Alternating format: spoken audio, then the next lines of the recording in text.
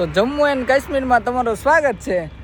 તો બધા ગુજરાતીઓનું આજે જમ્મુ ને કાશ્મીરમાં સ્વાગત છે। અમે આવી ગયા છીએ જમ્મુ કાશ્મીર। તો જો હજી અમારે ડુંગરાળ વિસ્તાર શરૂ નથી થયો, પણ અમે એક જગ્યાએ અત્યારે રોકાણા છીએ ચા નાસ્તો કરવા। તો જો આ મોટી મોટી પહાડી છે અને બહુ સરસ વ્યૂ છે।